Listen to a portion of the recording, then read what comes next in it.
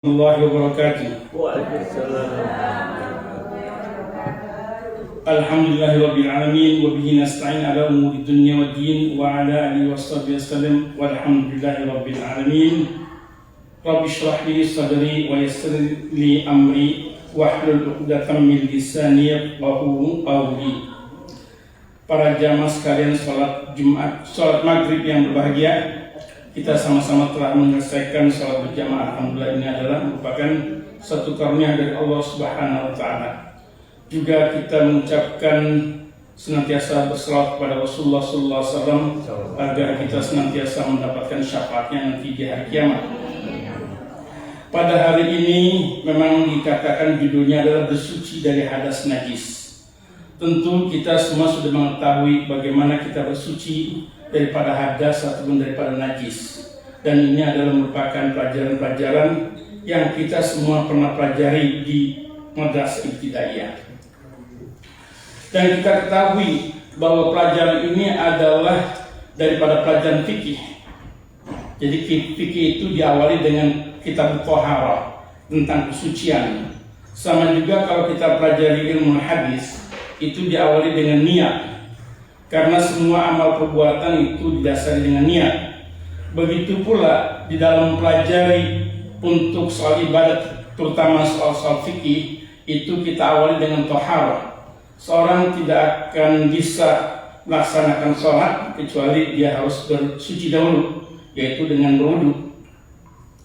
Dan ini pun kita sudah ketahui bahwa yang namanya thaharah ada dalam kitab fikih. Kita ketahui apa yang dimaksud dengan fikih. Jadi sebelum kita membahas kepada masalah yang kita tuju, kita harus mengetahui apa yang dimaksud dengan fikih. Ketika kita mempelajari soal fikih, tentunya ada dua kategori yang perlu kita ketahui. Yang pertama adalah fiqhu lughatan wa istilahan. Fikih menurut bahasa dan fikih menurut istilah. Fikih menurut bahasa adalah faham. Fikih menurut bahasa adalah paham. Dan ini kita ketahui bahwa kata-kata fikih itu ada dalam Quranul Karim. Seperti di dalam Quranul Karim itu disebutkan dengan yang tadi saya bawakan dalam Al-Quran, itu Rabbi shrah li sadri wa yassir li amri wahlul 'uqdatam min lisani yafqahu qawli. Kata-kata yafqahu qawli itulah yang dimaksud dengan kata-kata fikih, kata-kata kepahaman. Yang kedua juga bahwa fikih itu juga ada dalam Al-Quranul Karim dalam surat Al-Hud, yaitu ayat 91. Di situ dikatakan, ya Syu'aib ma nafqahu katsiran mimma taqul, wahai Syu'aib. Ini adalah perkataan para umat-umat Bani Syu'aib ketika mereka berkata kepada Syu'aib, ya Syu'aib ma nafqahu katsiran mimma taqul. Kami tidak memahami banyak tentang apa yang kamu katakan. Itu diambil daripada kata-kata nafqahu, asal kata daripada fikih. Jadi fikih adalah kepahaman, bukan hanya sekedar kepahaman saja, tapi justru adalah fikih yang menurut syariat adalah mengetahui semua apa-apa yang kita harus laksanakan dalam ilmu syariat. Dan tentunya di dalam pembahasan ini adalah kita juga ketahui bahwa dalam pembahasan ilmu fikih atau pembahasan dalam hukum dalam Islam adalah yang tercatat seperti kita ketahui tentang wajib, tentang sunnah, haram, makruh dan mubah. Itu semuanya ada dalam pelajaran ilmu fikih. Jadi kalau kita ketahui bahwa apa yang dimaksud dengan wajib ataupun sunnah ataupun haram, makruh, mubah, saya pikir semuanya sudah mengetahui. Wajib adalah sesuatu yang dikerjakan dapat pahala, ditinggalkan dapat dosa. Sedangkan sunnah adalah yang dikerjakan dapat pahala dan ditinggalkan tidak berdosa. Misalnya seorang tidak melaksanakan sholat ba'diyah maghrib misalnya, itu tidak berdosa. Haram adalah kita ketahui suatu larangan keras, kalau dikerjakan berdosa, jika tidak dikerjakan ditinggalkan mendapatkan pahala. Makruh adalah larangan yang tidak keras, Kalau dilanggar tidak dihukum, tidak berdosa, dan jika ditinggalkan diberi pahala. Yang terakhir adalah mubah. Mubah yaitu suatu yang boleh dikerjakan dan boleh pula ditinggalkan. Kalau dikerjakan tidak berpahala dan tidak pula berdosa. Kalau ditinggalkan tidak berpahala dan tidak pula berdosa. Ini daripada istilah-istilah hukum yang maksud dengan hukum ilmu fikih tadi. Lalu kembali kepada tohara tadi, bahwa tohara adalah merupakan suatu kewajiban buat kita untuk kita laksanakan. Artinya bagi tohara adalah suci. Bagi mereka yang misalnya ingin melaksanakan sholat, tentunya mereka diwajibkan, agama mewajibkan dia berwudu, dan kita ketahui bahwa apa yang harus kita kerjakan dalam melaksanakan sholat, kita diwajibkan berwudu.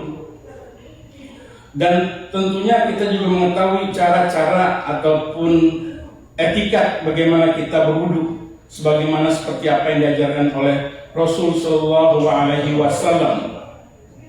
Ketika kita berwudu, kita awal dari kanan, kemudian dari kiri sampai selesai. Dan itu pun harus kita perlu dengan tertib. Dan jangan lupa diawali dengan Bismillah. Diawali dengan Bismillah. Dan kalau kita sudah selesai wudu, hendaklah kita membacakan doa yang seperti diajarkan oleh Rasulullah Shallallahu Alaihi Wasallam.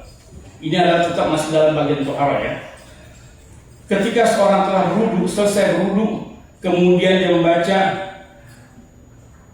Asyhadu an la ilaha illallah wahdahu la syarika lah wa asyhadu anna Muhammadan abduhu wa rasuluh. Allahumma ij'alni minat tawwabin waj'alni minal mutatahhirin waj'alni min ibadika as-shalihin. Jadi bukan kita setelah wudu kita segera untuk ke masjid atau tempat untuk kita sholat, hendaklah kita berhenti sejenak, kita memohon kepada Allah apa yang sudah kita lakukan, mudah-mudahan itu diterima atau mudah-mudahan itu diridhoi oleh Allah Subhanahu wa taala. Jadi saya ulangi, jadi setelah kita berwudu, hendaklah kita berdoa, asyhadu an la ilaha illallah wahdahu la syarika lah wa asyhadu anna Muhammadan abduhu wa rasuluh. Allahumma ij'alni minat tawwabin waj'alni minal mutatahhirin. Saya pikir mungkin semua jamaah ketahui, tapi yang saya tekankan di sini adalah jangan kita tinggalkan, karena ini adalah manfaatnya sangat besar sekali. Bahkan dalam salah satu hadis yang dibacakan oleh Umar bin Khattab, dia mengatakan bahwa barang siapa yang membaca doa ini, dia akan memasuki surga dari pintu 8 surga yang dia inginkan. Itu penting sekali. Doa singkat tapi manfaatnya begitu besar. Kemudian ketika kita masuk ke dalam masjid juga kita dianjurkan untuk membaca doa Allahumma tahdi abwaba rahmatik. Ya Allah, bukakanlah pintu-pintu rahmatmu. Itu sangat penting sekali. Dan berkenaan dengan hadis yang disampaikan tadi yang saya sebutkan, bahwa hendaklah kita setelah berwudu, kita dianjurkan untuk membaca doa. Lalu juga di sini dikatakan dalam Al-Qur'anul Karim surat Al-Baqarah ayat 222. Allah berfirman dalam ayatnya, innallaha yuhibbut tawwabin wa yuhibbul mutatahhirin. Innallaha yuhibbut tawwabin wa yuhibbul mutatahhirin.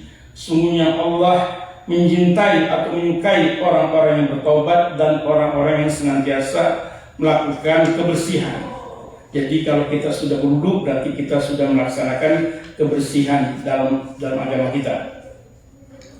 Lalu sekarang kita menuju kepada bagaimana caranya bersuci dari hadas dan najis. Dalam kata bahasa adalah hadas adalah keadaan tidak suci pada diri seorang yang menyebabkan ia tidak boleh sholat. Hadas artinya peristiwa. Menurut syariat berarti peristiwa yang dianggap mempengaruhi anggota tubuh hingga menjadikan sholat dan pekerjaan lain yang dihukumkannya dengannya tidak sah. Jadi kalau orang berhadas, apakah hadas kecil atau hadas besar? Hadas kecil misalkan seorang sudah punya wudu kemudian dia mengeluarkan gas, akan tentunya batal. Itu namanya hadas kecil. Tapi kalau hadas besar, adalah hadas ketika seorang suami istri berhubungan, dan itu dikatakan hadas besar, dan itu dianjurkan ataupun diwajibkan dia mandi junub ataupun mandi wajib. Bagaimana mandi wajib? Tentunya seluruh tubuh dengan doa nawaitu raf'al hadasil akbar. Ya Allah, aku berniat untuk mengangkat hadas akbar, artinya hadas besar, lillahi ta'ala, dengan penuh keyakinan atas karena Allah Subhanahu wa Ta'ala. Jadi hendaklah kita baca hal seperti itu, sehingga ketika kita selesai hadas, ketika selesai junub atau selesai mandi, lalu kita untuk berwudu, kemudian kita melaksanakan sholat. Artinya kalau orang yang punya masih hadas besar, dia tidak dibolehkan untuk bersolat, apalagi memegang Al-Quranul Karim. Inilah sangat penting sekali yang perlu kita pelajari. Dan banyak sekali yang namanya, kemudian soal najis. Najis ini pun kita harus ketahui, ada yang najis, ada 3 poin najis. Yang pertama ada najis mutawassithah dan najis muhaffafah, artinya najis yang ringan. Najis yang ringan seperti misalnya baby yang belum makan apa-apa, hanya minum asinya ibu, kemudian dia kencing di pakaian kita ataupun di baju kita, itu kita hanya bisa membasuh saja dengan ringan. Artinya hanya kita basuh, kita cepretkan ataupun kita alirkan daripada apa yang sudah dikenakan itu. Kemudian hadis muhaf itu namanya hadis ringan. Kemudian hadis pertengahan mutawassithah. Bagaimana membersihkan hadis mutawassithah? Sebagaimana misalkan kencing, kotoran-kotoran apa saja yang kita bisa bersihkan secara biasa kita bersihkan. Misalnya ada kotoran di dalam tubuh kita, akan kita kena najis, hendaklah kita bersihkan. Dan itu sebagaimana yang kita ketahui, mudah sekali untuk membersihkannya. Yang jelas asal baunya ataupun warnanya itu hilang. Kemudian najis mughalladhah. Najis mughalladhah ini adalah najis yang sangat berat sekali. Seperti misalnya najis misalkan kita dijilat anjing ataupun liur daripada anjing, itu adalah merupakan najis mughalladhah. Bagaimana cara menyucinya? Membersihkannya 7 kali. Di antaranya membersihkannya mencuci dengan air, kemudian di antaranya itu dia harus dibasuh dengan tangan. Itu sehingga itu tidak kita hilang daripada najis mughalladhah itu. Lalu timbul pertanyaan, bagaimana ya kalau kita misalnya di tengah jalan ada anjing, kemudian kita kena jilatan anjing, ya tentunya seperti apa yang tadi saya katakan, hendaklah kita cuci bersih 7 kali, kemudian diantaranya harus dengan tangan. Lalu bagaimana kalau kita mengusap anjing? Kalau menurut Imam Syafi'i dikatakan bahwa Imam Syafi'i mengatakan anjing semuanya najis termasuk bulu. Tapi kalau menurut Imam Hanifah, anjing air liurnya najis, bulunya tidak. Sebab ia bila bulunya najis, bila anjing basah kena pakaian tidak wajib menyucinya. Jadi kalau kita lihat daripada Imam Hanafi mengatakan bahwa yang namanya bulu anjing itu tidak najis. Jadi kalau kita misalnya untuk lebih ikhtiar, untuk lebih hati-hati apabila kita mau mengusap anjing, pakailah pakai sarung tangan. Tapi kalau itu terjadi, kita terusap oleh anjing, misalnya anjing mepet di kaki kita, itu tidak membuat najis, artinya tidak wajib kita bersihkan daripada sentuhan daripada anjing, kecuali sentuhan itu adalah berupa air liur. Dan diantara juga ada diantara kita yang istilahnya yang ada orang masih married dengan orang Amerika, mereka itu melihara anjing. Bagaimana tuh hukumnya? Sedangkan dalam hadis dikatakan bahwa melihara anjing itu dibolehkan hanya untuk penjaga kebun ataupun penjaga rumah di luar, bukan di dalam. Kalau di dalam itu kita tidak dibolehkan. Karena apa? Karena malaikat rahmat tidak akan masuk. Bahkan orang yang memelihara anjing yang saya baca dalam kitabnya ini adalah dia akan berkurang pahalanya setiap hari. Jadi mudah-mudahan kita di antara tidak ada yang memelihara anjing, kecuali kalau kita memelihara anjing, pelihara anjing untuk menjaga kebun ataupun untuk menjaga kita punya daerah-daerah kita yang penting kita pelihara. Ini adalah sangat penting sekali. Para jamaah sekalian, jadi yang namanya pelajaran fikih ini adalah diawali daripada toharah, dan kita harus betul-betul mengetahui apa yang dimaksud dengan toharah tersebut. Jadi kalau kita betul-betul suci dalam bertoharah, kemudian kita melaksanakan wudhu. Bahkan ada di antara bapak ataupun kaum pria, mereka kalau misalnya kencing, ya kan berdiri, itu akan mengakibatkan akan riskan sekali. Karena apa? Karena tetesan ataupun cipratan kencing dari mereka itu akan merusak atau akan menggagalkan seorang untuk melaksanakan sholat. Kalau pakaiannya sudah kena kecipratan kencing, tentunya dia harus ganti dengan pakaian yang baru. Ataupun ada di antara mereka yang kencing tapi tidak cebok, sehingga tidak nyepret misalnya kan, tapi pada celana dalamnya kena, itu pun pakaiannya celana dalam pun harus diganti. Sehingga inilah yang diajarkan oleh agama. Jadi hendaklah kita harus berhati-hati di dalam menjalankan syarat-syarat agama yang diperintahkan oleh Allah Subhanahu wa taala. Dan di hal yang lain juga kita ketika kita berinteraksi dengan teman atau dengan sahabat, janganlah kita mengatakan oh ini haram, ini halal, ataupun ini boleh. Karena apa? Karena itu adalah hak Allah. Sedangkan dalam Al-Quranul Karim dikatakan pada surat Al-An'am, hukum asal suatu adalah suci.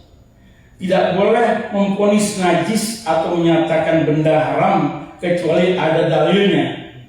Al-Quranul Karim surat Al-An'am, yaitu surat yang ke-6 ayat 119, Allah telah berfirman, wa qad fassala lakum ma harama 'alaikum illa ma uttirtum ilaihi.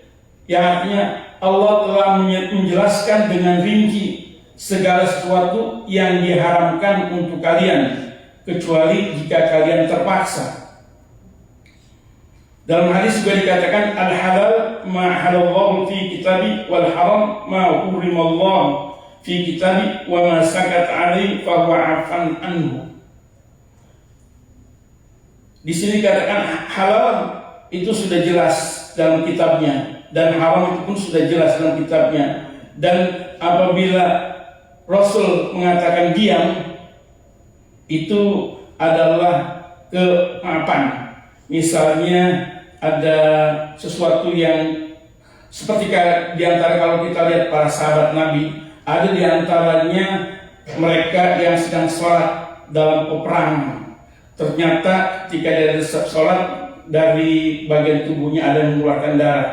Itu sahabat Rasulullah SAW tidak menyuruh untuk mengulangi sholat, karena itu hal-hal yang dimaafkan.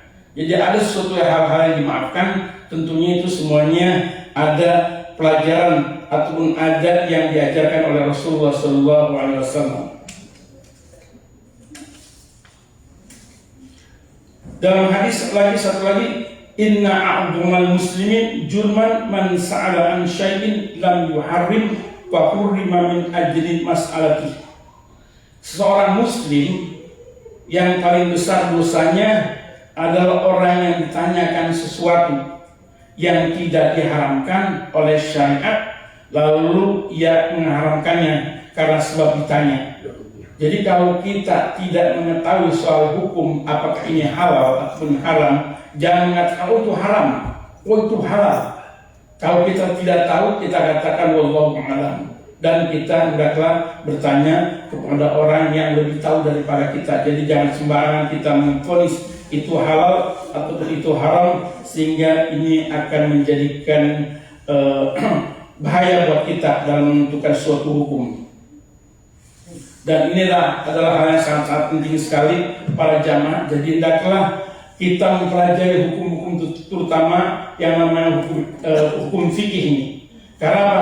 Karena fikih adalah perbuatan kita sehari-hari. Bukan hanya sekedar halal atau haram, bukan sekedar untuk tohara saja. Hal-hal yang lain, misalkan kita melaksanakan sholat, bagaimana kalau kita dalam musafir, bagaimana kita hal yang seperti itu harus kita pelajari sedikit demi sedikit. Karena apa? Karena kita hendaklah kita ada punya suatu motivasi dalam diri kita di dalam pelajari agama. Kalau itu kita inginkan bahwa kita ada motivasi untuk mempelajari agama, menghilangkan kebodohan kita, itu akan dirahmati oleh Allah Subhanahu wa taala.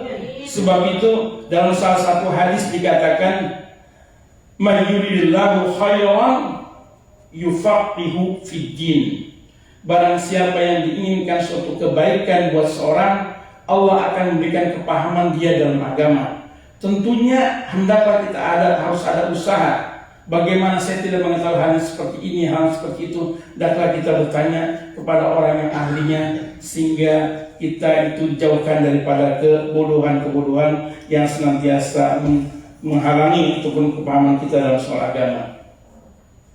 Para jamaah sekalian, hal-hal seperti ini yang singkat ini mungkin banyak di antara yang sudah memahami ya.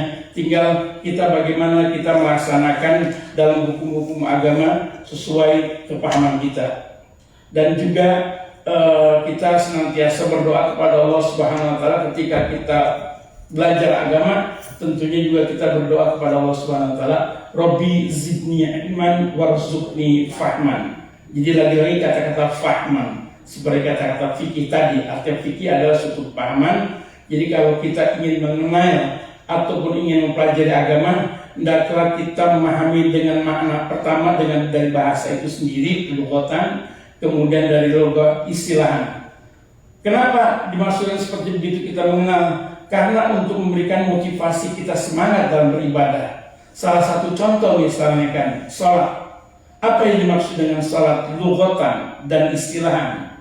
Apa yang dimaksud dengan salat menurut bahasa dan juga menurut istilah? Menurut bahasa adalah salat adalah lughatan, salat adalah doa. Salat adalah doa, wa istilahan adalah suatu pekerjaan yang diawali dengan takbir, diakhiri dengan salam. Itu suatu istilah. Jadi hal yang seperti ini kita ketahui. Jadi komponen ataupun pekerjaan salat dari sejak kita dari takbir sampai kita mengucapkan salam, itu semuanya banyak kita liputi daripada doa-doa. Doa-doa, terutama seperti kita baca surat Al-Fatihah, di situ kan ada doanya juga, ada doa di tengah Fatihah. Ihdinas siratal mustaqim, siratal ladzina an'amta 'alaihim ghairil maghdubi 'alaihim waladdallin. Itu pun kita berdoa.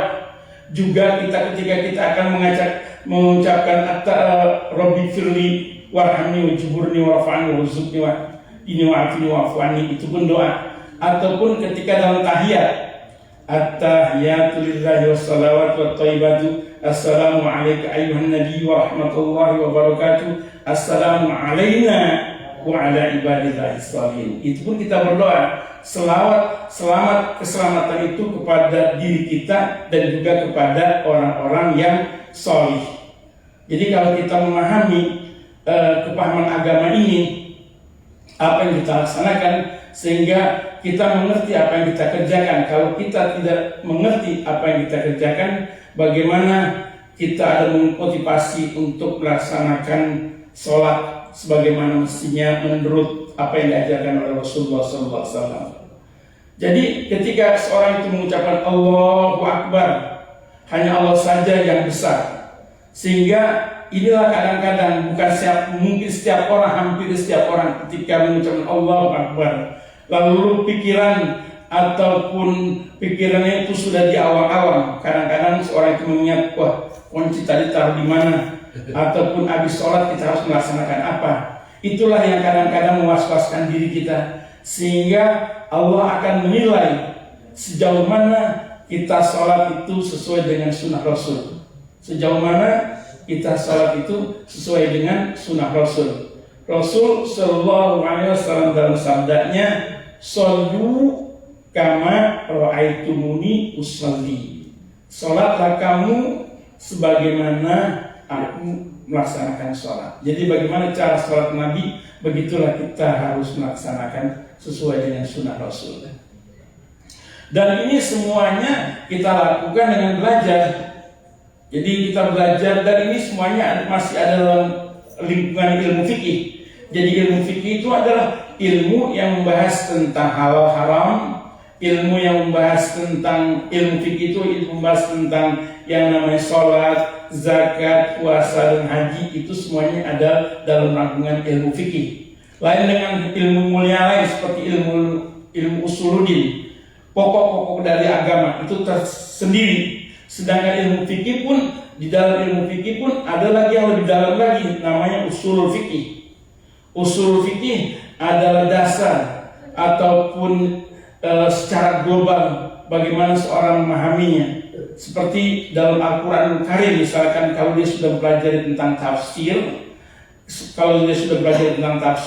dia akan merujuk kepada kata-kata usul fikih. Lalu dikatakan ada lagi salah satu hal yang masih yang senantiasa saya pelajari, yaitu al-haram. Al-amru al-aslu fil amri. Sampai saya ingat, al-aslu fil amri lil wujub.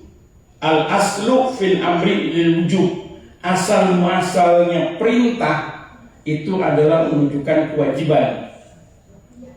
Al-aslu fil amri lil wujub. Asal muasalnya perintah adalah untuk menunjukkan kewajiban.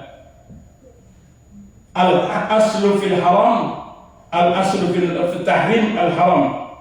Jadi asal muasal dari haram adalah hal-hal yang menunjukkan kita harus meninggalkan sesuatu yang diharamkan. Jadi ini pun kita ketahui yang sangat penting sekali. Jadi ada istilah-istilah dalam ilmu usul fikih itu yang menunjukkan tentang keharaman, tentang menunjukkan perintah, tentang menunjukkan mubah. Itu semuanya ada dalam pembahasan ilmu fikih dengan penuh rinci.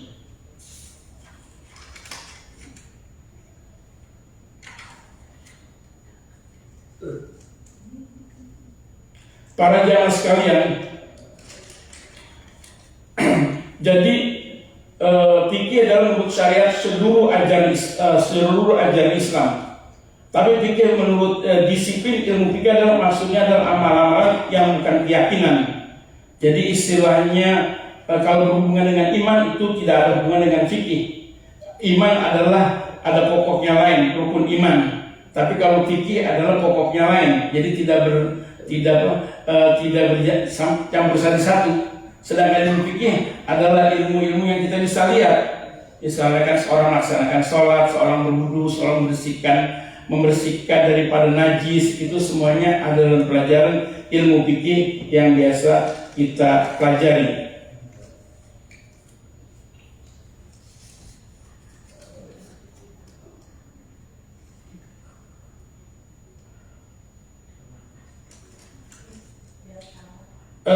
Untuk seterusnya, apakah ibu atau bapak yang saya sampaikan itu ada yang kelihatan kurang jelas ataupun saya berbicara terlalu cepat? Bagaimana?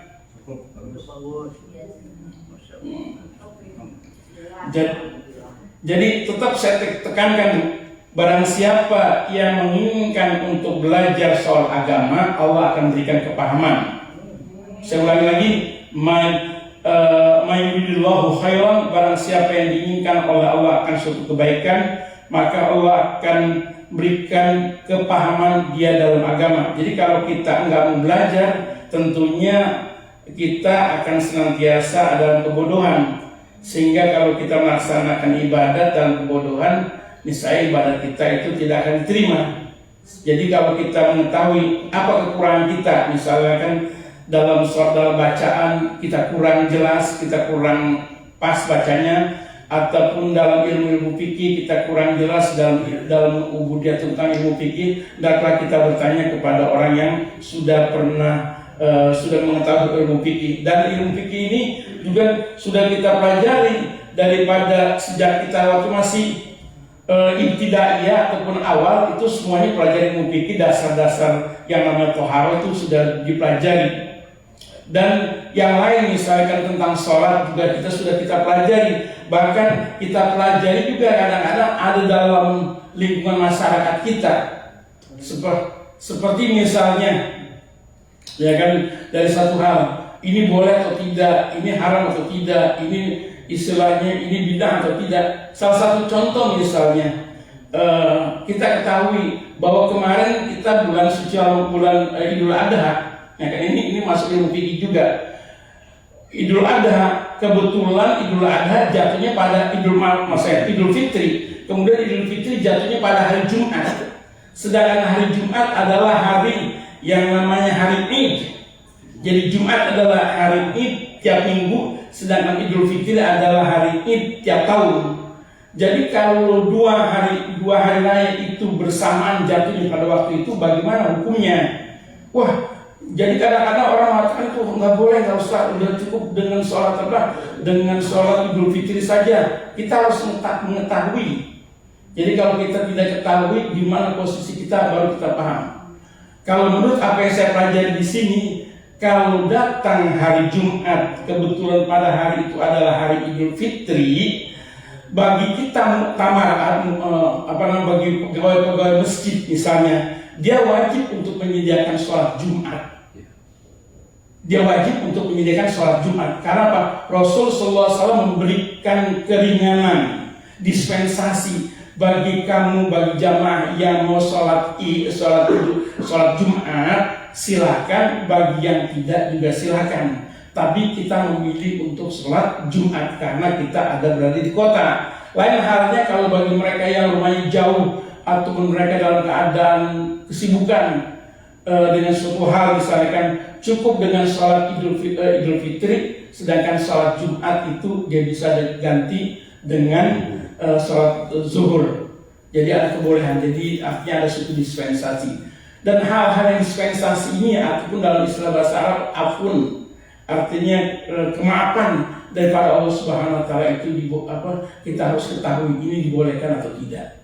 Itu semuanya pelajaran-pelajaran yang kita dapati dari interaksi kita dari para ustadz ataupun para jamaah yang betul-betul bisa bisa dipertanggungjawabkan.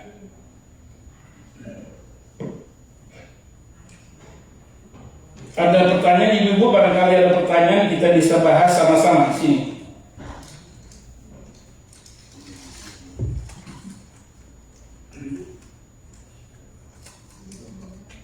Tapi rata-rata kebanyakan ibu sebenarnya sudah pada pintar semua.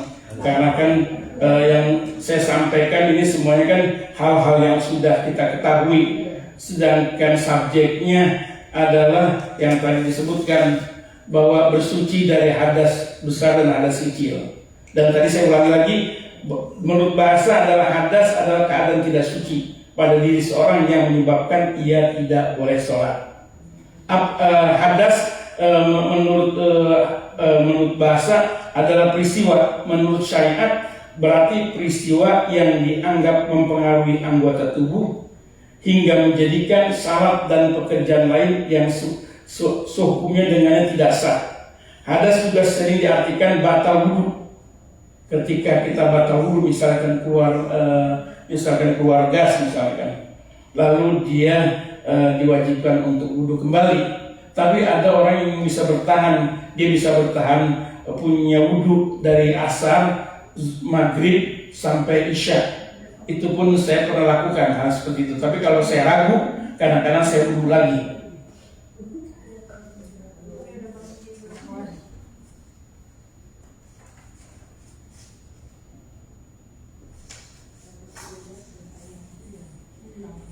Ini sudah banyak mencakup dengan hal-hal yang penting. Di sini saya sudah sampaikan, dan di sini pun ada dua kitab. Yang satu adalah kitab sunnah yang dibawakan oleh yang dibawa oleh kitab sunnah dari Haji Sulaiman Rashid Al-Fiqhus Islam. Di sini banyak sekali penjelasannya tentang kitab Thaharah. Kemudian juga di sini disebutkan perihal bersuci. Saya nggak bahas hal-hal seperti ini, perihal bersuci, alat bersucinya seperti air, tangan dan sebagainya, kaifiatnya, caranya, macam dan jenis-jenis najis yang perlu disucikan, benda yang wajib disucikan, sebab-sebab atau keadaan yang menyebabkan wajib bersuci. Nah, bersuci ada dua bagian.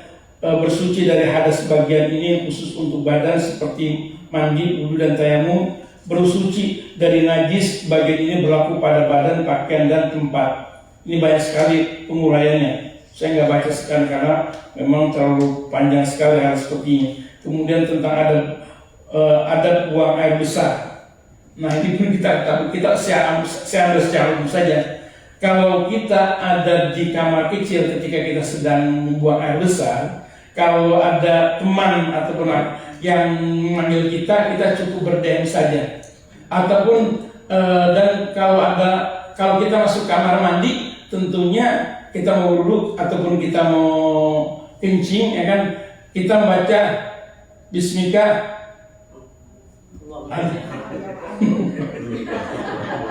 Ingatin Bismika Allah a'udzubika minal khubuthi wal khaba'is.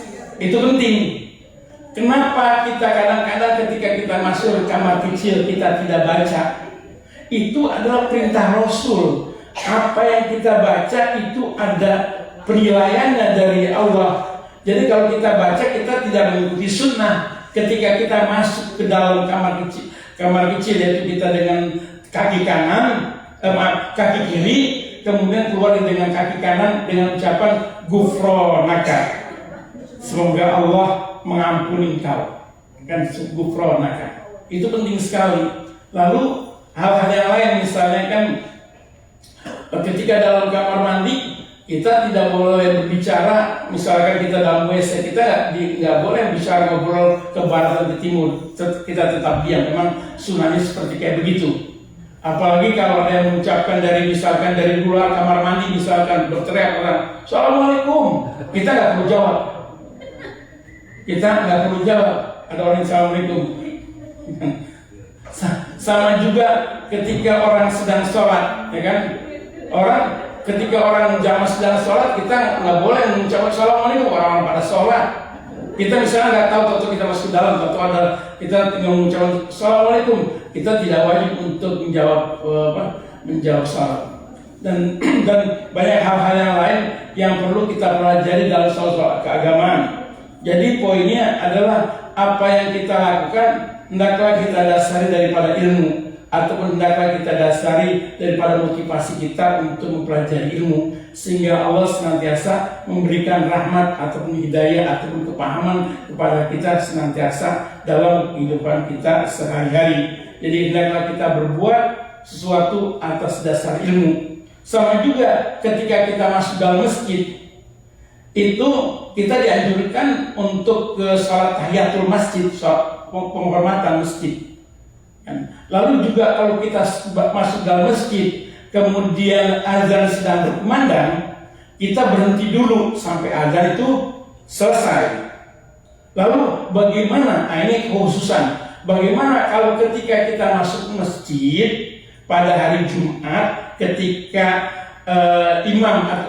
ketika muadzin sedang berkumandang, kita dibolehkan untuk kita tidak mendengarkan azan, kita dibolehkan untuk sholat tahiyatul masjid. Kenapa begitu? Jawabannya adalah mendengarkan azan adalah sunnah. Mendengarkan azan adalah sunnah, sedangkan mendengar khatib ketika berkhutbah adalah wajib. Kenapa? Karena apabila seorang berbicara ketika khatib itu sedang menyampaikan khutbahnya, ketika kita berbicara satu dengan yang lain, itu akan merusak daripada ibadah Jumatnya. Jadi ketika seorang datang Imam Utsaimin dari Riyadh, beliau pernah mengatakan, saya pernah baca fatwanya, apabila kita masuk ke dalam masjid, maksud saya pada hari Jumat ya, ketika muadzin sedang azan, kita boleh segera untuk melaksanakan sholat tahiyatul masjid, kemudian kita duduk. Kenapa kita nggak menunggu? Jawabannya adalah mendengarkan azan adalah sunnah, sedangkan mendengarkan khutbah adalah wajib. Jadi kita hendaklah harus memprioritaskan untuk mendengarkan khutbah dibandingkan daripada kita melaksanakan sunnah. Jadi hal yang seperti ini adalah sangat penting kita pelajari para jamaah semuanya ya. Jadi kita mempelajari agama sedikit demi sedikit, ataupun kalau kita tidak tahu, hendaklah fas'alul ahla zikri in kuntum la ta'lamun. Bertanyalah kepada orang-orang yang ahli zikir yang mengetahui tentang agama, dan kalau kamu tidak mengetahui juga, apabila kamu ditanya akan sesuatu, jangan langsung memvonis oh saya bisa ataupun apa. Hendaklah kita katakan wallahu a'lam.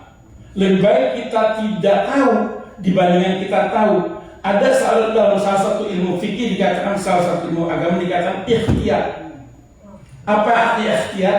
Ikhtiyat adalah kehati-hatian seorang dalam memutuskan suatu perkara. Saya katakan ikhtiyat. Sama juga saya kalau misalnya masuk ke suatu rumah, kemudian di situ ada ibu-ibu ataupun kaum wanita, kemudian kita juga suruh diperintahkan untuk sholat berjamaah. Untuk ikhtiyatnya, saya senantiasa menganjurkan kaum ibu itu jauh-jauh daripada kaum laki-laki, walaupun kita kenal jauh-jauh. Karena apa? Karena memang tidak dibolehkan sholat berdekat-dekatan antara laki-laki dan perempuan. Itu bercampur.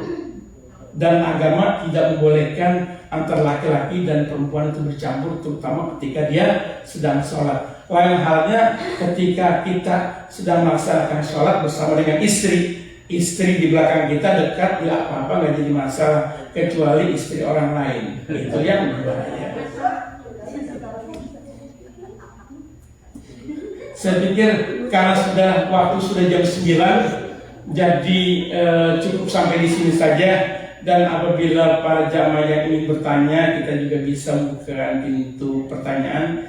Dan apabila saya bisa dapat menjawabnya, insya Allah saya jawab. Tapi kalau bila pertanyaannya memang agak sulit, mungkin kita bisa bahas pada minggu yang berikutnya, insya Allah. Dan ini saja yang saya sampaikan. Daripada lebih atau kekurangan itu adalah daripada kelemahan saya, dan kelebihan itu adalah semua yang benar adalah hak daripada Allah Subhanahu Wa Taala. Inilah saya cukupkan sampai di sini. Apabila ada pertanyaan atau tidak, kita bisa tutupkan majelis karena sekarang sudah masuk jam 9. Beberapa menit lagi akan masuk waktu Isya. Bagaimana ibu, bapak-bapak semuanya? Alhamdulillah. Malah kita bacakan doa kafaratul masjid, kafaratul majelis. Artinya barangkali ada di antara perkataan-perkataan kita yang tidak tepat sasarannya, hendaklah kita mohon kepada Allah Subhanahu Wa Taala dengan dihapuskan daripada dosa ataupun kealpaan kita. Subhanakallahumma wa bihamdika asyhadu an la ilaha illa anta astaghfiruka wa atubu ilaik. Wassalamualaikum warahmatullahi wabarakatuh. Waalaikumsalam.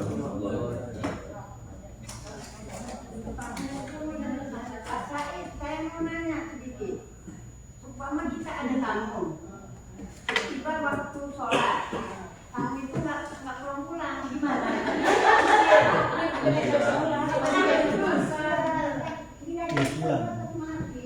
Oke, sekarang sudah tutup, Pak. Kita bebaskan bertanya. Oke.